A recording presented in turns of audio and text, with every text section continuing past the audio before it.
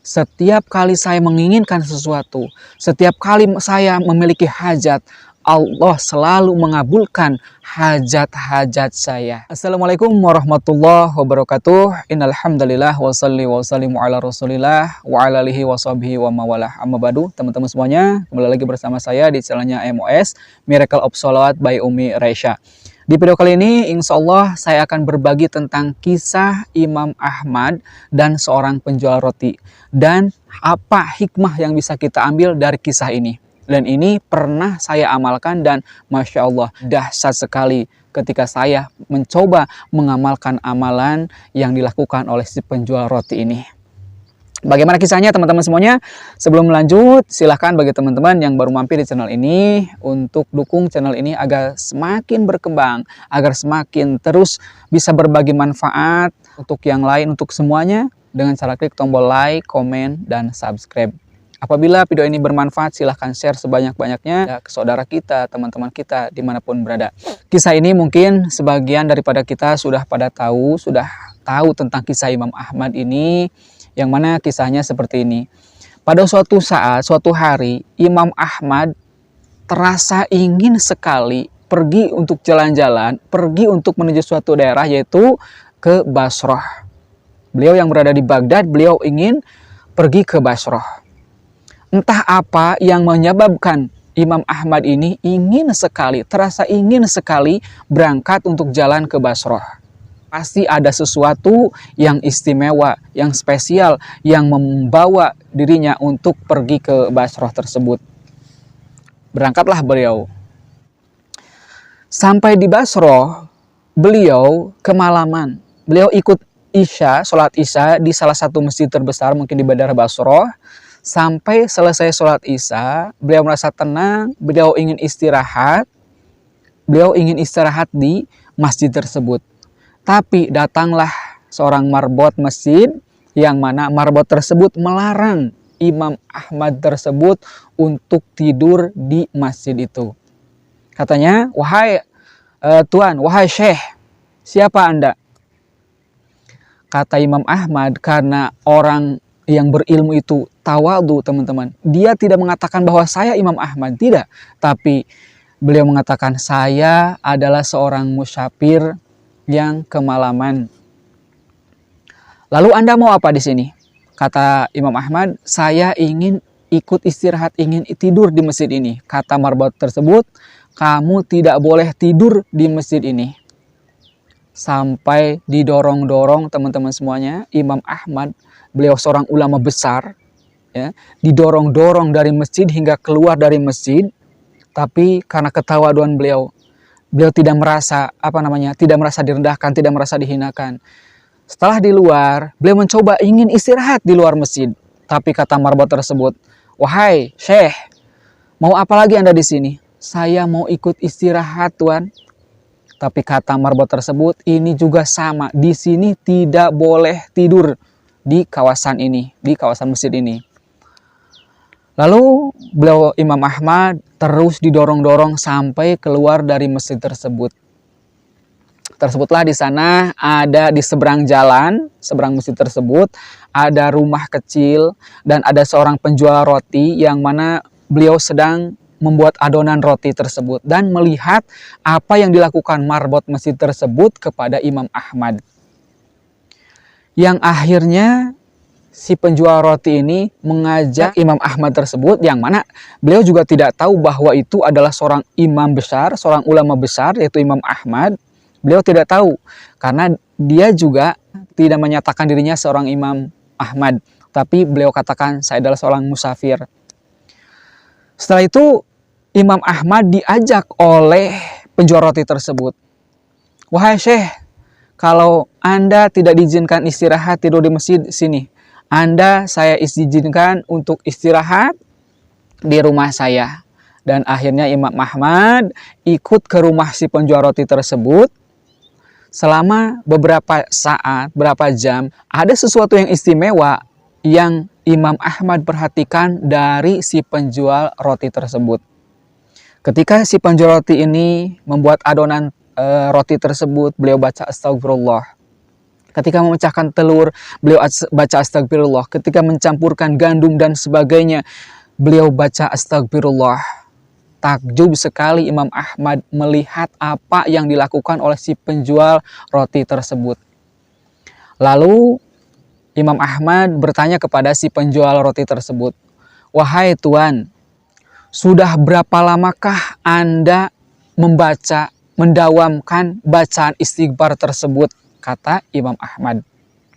Lalu si penjual roti tersebut menjawab, "Wahai Syekh, saya jualan roti sudah 30 tahun lamanya. Dan setiap kali saya membuat adonan roti, setiap kali saya membuatnya, saya tidak pernah tertinggal membaca istighfar tersebut." Lalu Imam Ahmad bertanya, "Apa keistimewaan, apa keutamaan fadilah yang kau dapatkan, yang Tuan dapatkan dari membaca istighfar tersebut?" kata Imam Ahmad. Lalu si penjual roti menjawab, "Wahai Syekh, sekian lama saya mendawamkan membaca istighfar, 30 tahun lamanya.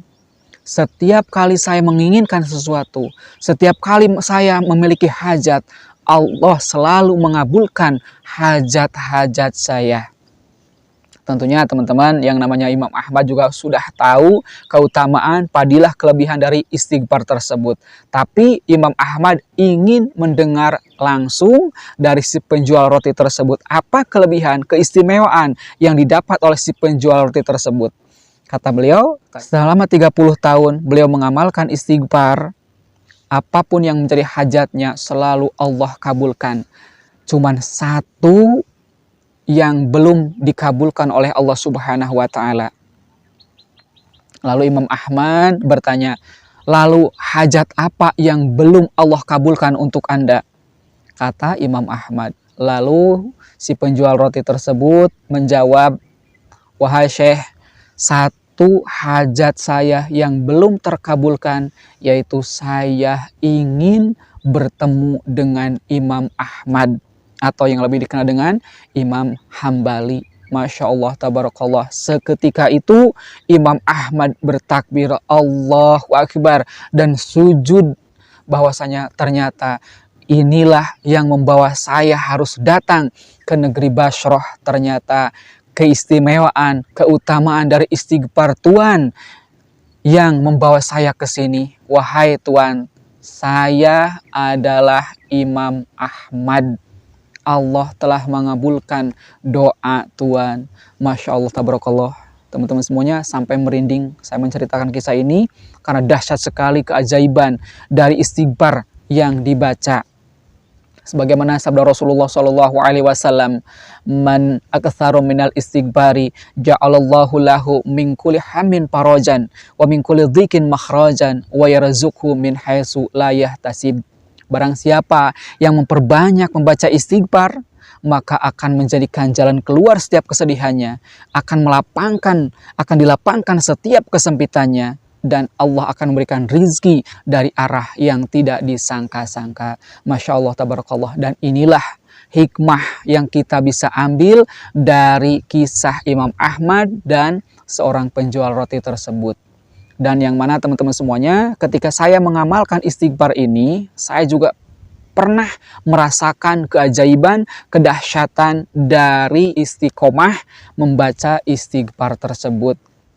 Jadi teman-teman, banyak sekali keistimewaan atau fadilah, keutamaan yang pernah saya rasakan ketika saya mendawamkan istighfar tersebut. Di antaranya, betul sekali teman-teman, setiap apa yang kita hajatkan, setiap apa yang kita inginkan, Allah kabulkan berkat keagungan istighfar tersebut. Sedikit cerita teman-teman tentang keajaiban yang pernah saya dapatkan ketika saya mengamalkan istighfar tersebut. Dulu beberapa tahun ke belakang, ini kisah sudah lama, tapi Masya Allah saya masih teringat sekali, benar-benar dahsyat, benar-benar istimewa sekali dahsyatnya istighfar tersebut. Yang saya rasakan pada waktu itu saya ingin membeli sebuah komputer. Tapi waktu itu keuangan saya mungkin belum cukup untuk membeli komputer tersebut. Tapi saya ingat akan kisah ini, akan hikmah dari membaca istighfar tersebut. Lalu saya dawamkan, saya istiqomahkan membaca istighfar. Setiap kali setelah selesai sholat, saya baca astagfirullahaladzim, astagfirullahaladzim, astagfirullahaladzim. Setelah saya selesai sholat tahajud, sholat hajat, dan sholat yang lainnya teman-teman, saya tidak pernah tinggal membaca istighfar. Bahkan ketika saya beraktivitas pun, saya selalu baca istighfar tersebut. Karena saya yakin dalam hati saya, dahsyat sekali keajaiban istighfar. Istimewa sekali padilah yang akan kita dapatkan ketika kita membaca istiqomah, membaca istighfar tersebut. Saya baca terus astagfirullahaladzim, astagfirullahaladzim. Dan saya adakan waktu khusus untuk membaca istighfar tersebut. Di waktu sholat tahajud saya baca lebih khusus lagi, lebih kenceng lagi saya baca istighfar astagfirullahaladzim, astagfirullahaladzim. Terus saya baca, dan di akhir ketika kita beres membaca istighfar, entah itu kita sudah dapat 1000 kali atau berapa ribu kali saya baca istighfar, saya ungkapkan, saya utarakan hajat saya kepada Allah Subhanahu wa taala. Ya Allah, saya ingin komputer ya Allah. Terus saya baca lagi istighfar astagfirullahaladzim, astagfirullahaladzim, astagfirullahaladzim. Waktu itu Masya Allah tabarakallah, Allah berikan keringanan kepada saya, Allah berikan kemudahan kepada lisan saya untuk terus istiqomah membaca istighfar tersebut. Dan selang beberapa bulan kemudian teman-teman semuanya, yang tadinya saya menginginkan komputer hanya satu komputer atau satu paket teman-teman semuanya, saya akhirnya dapat komputer, bisa membeli komputer 3 sekaligus. Masya Allah tabarakallah, dahsyat sekali istighfar yang saya dawamkan teman-teman semuanya. Bila kita yakin akan keajaiban, kedahsyatan istighfar tersebut, yakinkan dalam hati kita, apapun yang menjadi hajat kita akan dikabulkan oleh Allah Subhanahu wa taala. Sebab ketika kita memperbanyak istighfar, kita akui dalam hati kita, kita mohon ampun sama Allah Subhanahu wa taala atas dosa yang kita perbuat, atas kehilapan-kehilapan yang kita lakukan, yang itu mungkin akan menghalangi terkabulnya doa kita. Ketika doa kita terhalang, doa kita tertolak, kita baca istighfar, kita perbanyak baca istighfar, insya Allah apa yang menjadi penghalang doa kita, mungkin dari kemaksiatan kita, kezaliman kita, dosa-dosa kita yang menghalangi doa kita, insya Allah berkah memperbanyak istighfar, penghalang doa kita akan hilang, dan yakin doa kita akan dikabulkan oleh Allah Subhanahu wa ta'ala. Teman-teman, dimanapun Anda berada, bila mana kita ingin mengamalkan istighfar, tanamkan dalam hati kita, akui dalam hati kita bahwa kita makhluk Allah yang penuh dengan dosa, makhluk Allah yang yang lemah, yang tiada daya upaya, yang selalu berbuat dosa. Kita akui bahwa kita berdosa, dan kita mohon ampun sama Allah dengan memperbanyak istighfar tersebut. Insya Allah dosa-dosa kita akan diampuni oleh Allah Subhanahu wa ta'ala. Hajat-hajat kita akan dikabulkan oleh Allah Subhanahu wa ta'ala. Sekali lagi kuncinya teman-teman, yakin dan yakin.